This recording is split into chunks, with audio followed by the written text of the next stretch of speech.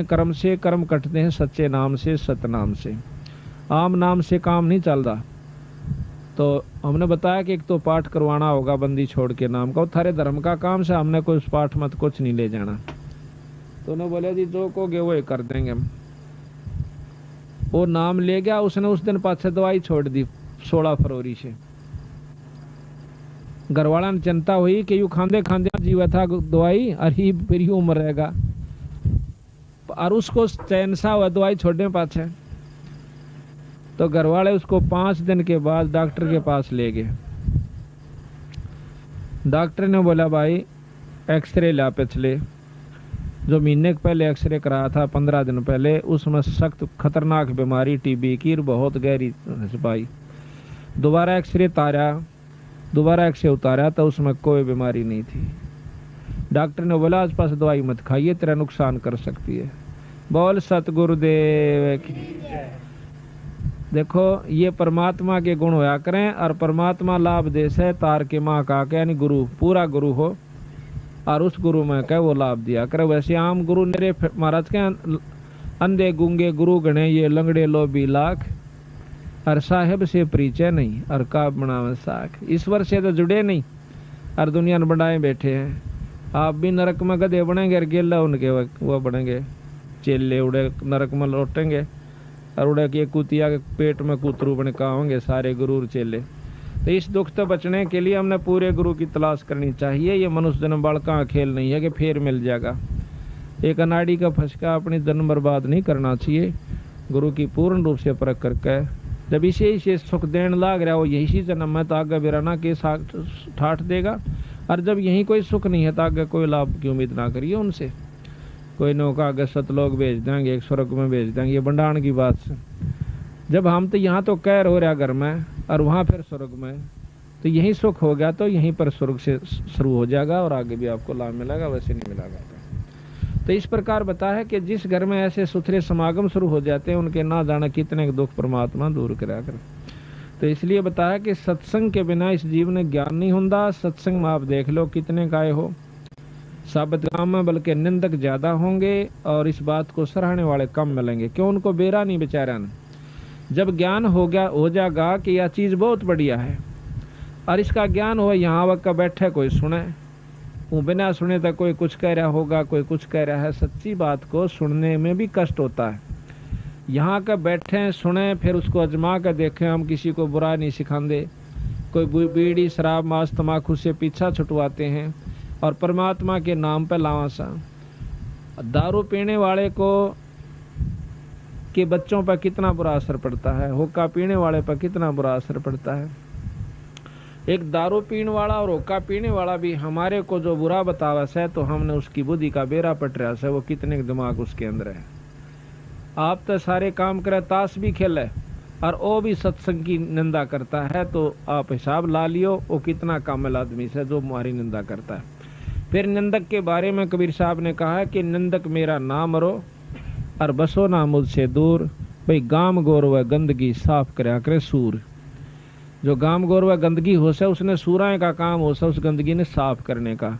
निंदक जो भगत का होता है वो सबसे प्यारा हो से उसका, वो उसके सारे अड़ंगे ने साफ करता है, उसकी सारी बुराई ना आप ले लेता है। इसी प्रकार कहा है कि जब तक हम सत्संग में नहीं आवांगे तो हमने क्या का ज्ञान नहीं होगा। अब सत्संग ये भी नहीं जरूरी होता कि लाखों आदमी इकट्ठे हो जाए जब बस सत्संग हुआ करे। दो भाई बैठ के ईश्वर की चर्चा कर लें वो भी सत्संग कहलाता है। हो सकता है उसकी उसी में सद्बुद्धि आ जाए और नाम लेने की चेष्टा बन जाए। तो इसलिए बताया सत्संग मोक्ष की दारा कोई समझ राम का प्यार। सत्संग मोक्ष की दारा कोई समझ राम का प्यार। अब सत्संग का सुनना कोई बड़ी बात नहीं, सत्संग तो बहुत सुन लिए होंगे, पर उसको समझना नाम सत्संग का उस है। अगर समझाएंगे नहीं तो सुनी सुनाई बातों पर कोई लाभ नहीं होगा जब तक हम समझेंगे नहीं। कैसे? जैसे मीराबाई ने समझा और सेऊ नाम के एक सम्मन ने समझा, सेऊ ने समझा, इनका नाम सत्संग समझना उस है। किस प्रकार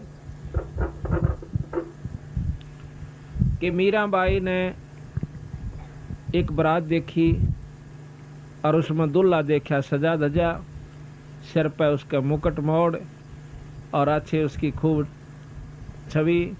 इसने देख के वह मीराबाई बालक सी थी ने बोली, माँ यू कौन से यू फलानी का बनड़ा से। ने बोली, माँ मेरा भी बनड़ा ला दे। बालक थी 5, 7, 10 साल की, उसने ज्ञान नहीं था यू के खेल से। रोन लागी, है मेरा भी बनड़ा ला दे, मेरा भी बनड़ा ला दे। उसने उठा कर कृष्ण भगवान की मूर्ति जो कि 1.5 हाथ के करीब थी, बहुत सुंदर मुकुट सजा रखा था, गल में माला डाल रखी थी, उस बनड़े से भी ज्यादा उस सजा हुआ था, वो ला करके उसको दे दिया। ले बेटी यू तेरा बनड़ा, के नाम से कृष्ण भगवान। उस दिन पाछे उस मीराबाई ने उस ईश्वर को परमात्मा भगवान रूप में समझ कर और उससे अपना पति स्वीकार कर लिया। और साथ में ये गुण बताया उसकी माँ ने, जितना बेरा था कि ये परमात्मा है, ये कभी मरता नहीं, अजर अमर है, और इसके साथ जुड़ जाने से बहुत लाभ होता है, सुख देता है, स्वर्ग में पहुंचा देता है, मुक्ति कर देता है। इन गुणों का ज्ञान करके मीराबाई उनसे बहुत प्यार करती थी, और जैसे भी टूटे फूटे शब्द थे वो अपने गाया करती थी, ईश्वर को याद किया करती थी, नाम जाप किया करती। तो मीराबाई की मुक्ति का साधन बना, लेकिन बना जब वो गुरु से नाम ले लिया, क्योंकि पिछले संस्कार थे उसके जो प्रबल परमात्मा में रुचि बनी हुई थी, पिछले जन्मों का तप भजन उसके साथ था। लेकिन मुक्ति उसकी जब हुई जब रविदास जी ने तो उपदेश ले लिया, और उपदेश ले पाछे फिर उसने ज्ञान होया कि मैं तो जमा बर्बाद हो जाती अगर गुरु जी तो नाम ना लेती। तो इस प्रकार हम जब तक नाम नहीं ले लेंगे तब तक हमारा कोई छुटकारा नहीं होगा।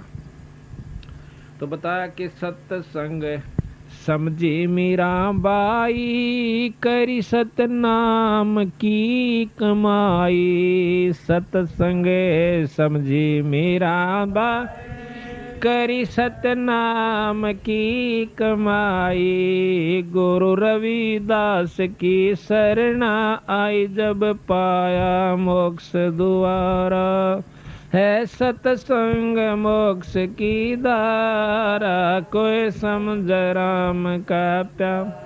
है सत्संग मोक्ष की धारा, कोई समझ राम।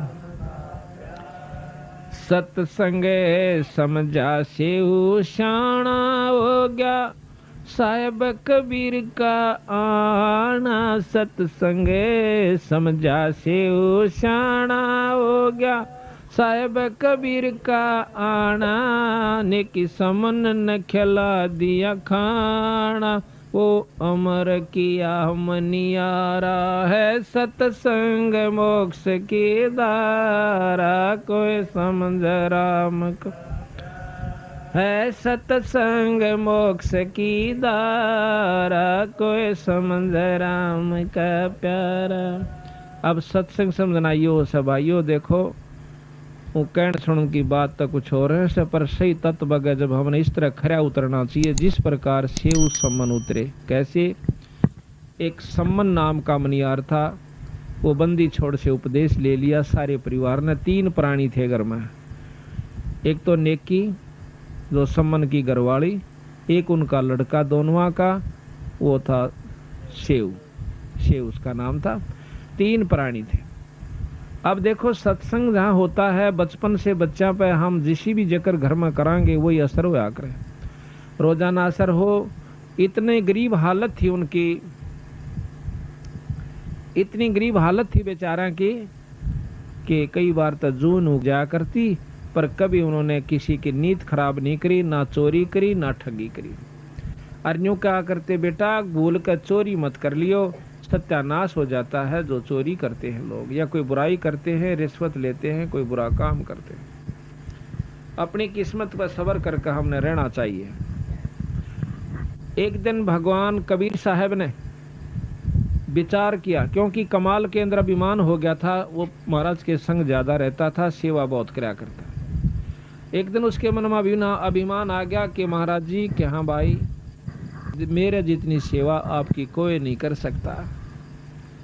अब अभिमान चाहे माया का आ जाओ, चाहे वजन का आ जाओ, और भाई चाहे किसी शरीर का, चाहे औलाद का, चाहे संतान का, राज का, वो नष्ट कर दिया कर, भक्ति खत्म हो जाती है। जिस प्रकार एक बार नारद मुनि में अभिमान हो गया था। उसने जाकर के अपने पिता ब्रह्मा जी से कहा कि मैंने अब माया जीत ली है, काम क्रोध मोह लोभ अहंकार के वश में नहीं हो सकता। ब्रह्मा जी कहने लगे पुत्र मेरा आगे तक कह दी है पर और जे करना करिए किता। उसने सोची क्योंकि बालक ने मना करे ना दूना चला करे उसका नहीं, बालक तक ये था पूरा अच्छे पूरे संत थे। फिर उसके मन में आई पिताजी तन्य कहीं जाकर जब चीज उपलब्ध कर ली मैंने जीत ली है तो बताने में क्या डर से। उसने जाके शंकर भगवान से जिक्र कर दिया कि ऐसे जी मैंने माया को काम क्रोध मोह लोभ अहंकार में किसी काबू में नहीं आऊंगा, मैंने माया जीत लिया। ने बोला भाई देख वह बात है तेरी ठीक से, नारद जी संता के काम तो ये होया करें पर इसका कित विष्णु भगवान आगे जिक्र ना करिए। उन्हें सोची ने कह अगर पिताजी भी ने कहे थार ये भी ने कहे जा कह विष्णु जी आगे फिर कह दिया कहा भाई नारद जी आ गया महाराज। और भाई ठीक ठाक मौज होगी महाराज। ने बोला जी एक उपलब्धि मैंने आज कर ली। क्या कर ली भाई कि मैं किसी माया के काबू में नहीं आऊंगा, मैंने बेरा पट गया कि संसार कुछ नहीं है, हाँ, और मैंने सब क्या पे काबू कर लिया। वाह बेटा वाह, बहुत अच्छा करा। विष्णु भगवान ने सोचा कि देख शंकर जी का बस में को नहीं आया कामदेव, और यू कर लिया, ये इसका यू फूटे भागी भी चौधरी पाकेगा और यू गधा बनेगा, फिर जाकर इसका समाधान होना चाहिए। ने बोला ठीक है बेटा बहुत बढ़िया करा शाबाश। और यूं कह कर नारद जी चल पड़ा तो रास्ते में एक मायावी महल एक नगर बनाया। उस नगर के राजा की कन्या की शादी का उपलक्ष्य हुआ। उसमें बहुत से राजा इकट्ठे हुए। अब उसने नारद ने पूछा रहा ये क्या रोड़ा सा हो रहा, बाजे बाजन लग रहे और भाई बड़ा खूब धूमधाम हो रही। किसी ने बता दिया कि यहाँ फलाने राजा की कन्या का विवाह है। नारद ने सोचा चल देख लेते। अब मन में आता है कि क्यों ना यहाँ शादी करवा लूं, पर शादी तेरी हो क्यों करे, कन्या बहुत खूबसूरत और तेरी सूरत ठीक को नहीं। तो उसने भगवान विष्णु से अर्ज करी कि मुझे अपना रूप दे दे। अब भगवान विष्णु प्रकट हुए, कहने लगे बोलो ऋषिवर क्या चाहिए कि ऐसे ऐसे कन्या का विवाह है और उसने अपना पति चुनना है और जो खूबसूरत पति होगा उसको चुनेगी, आप मुझे अपना रूप दे दीजिए। नो बोले तथास्तु। तो उन्होंने बंदर का मुंह ला दिया उस नारद जी का। अब नारद जी सोचे कि तेरा जो शकल है विष्णु भगवान की हो चुकी है और तेरे जितना सुंदर इस सृष्टि में कोई नहीं, और कन्या तुझे जान दे अपनाओगी। अब वो कन्या माला लेकर के घूम रही होती है और नारद जी का दोहरे का लकड़गी। उसने सोचा तो देखा को नहीं, ये ना तो आई चुन लेती। आगे जाके फट मुंह का सारा तो आगे आके उस और लड़की ने और मुंह फेर कर दूर के लकड़गी, फिर आगे पहुंचा दिखा कदे फेर कसर रहेगी वो। आखिर में उसको शीशा दिखा दिया एक ने खड़ा होकर अपनी शक्ल तो देख ले तुम। शक्ल में देखा है तो बंदर का मुंह हो रहा। तो वहां से समझ गया कि मेरे को जो है ना विष्णु भगवान ने ठग लिया। और थोड़ी देर में आ जाता है खुद विष्णु और उस कन्या के सामने खड़ा हो जाता है और वो कन्या उस विष्णु जी के गले में वरमाला डाल देती है। तो नारद जी ने विष्णु भगवान को श्राप दे दिया कि जिस कारण मैं पत्नी की वियोग में आज इतना दुखी हुआ, इसी प्रकार तुम भी एक दिन अपनी इस पत्नी के बारे में दर दर धक्के खाओगा और तेरी मदद भी जो है वानर करेंगे जिसका तने मुंह लाया। इतना कसराप देकर के नारद जी अंतर ध्यान हो जाता है। एक बार की बात है कि रामचंद्र जी उस श्राप को पूर्ण करने के लिए सीता जी का हरण हुआ। राम वियोग करता हुआ घूम रहा है जंगल जंगल में, पहाड़ा का ऊपर। तो नारद जी पहुंच जाते। नारद जी ने पता तो हो गया कि तेरे कारण इन्होंने कष्ट पाया। पांव पकड़ कर रोने लग गया। ने बोला महाराज मैं पापी जीव सूं, अपने स्वार्थवश आपको मैंने श्राप दे दिया है और आज आप मेरे कारण दुखी हो रहे से। कोई बात ना बेटा, मैं तो इस दुख ने ले मरूंगा पर तेरे पर नहीं उठाओ।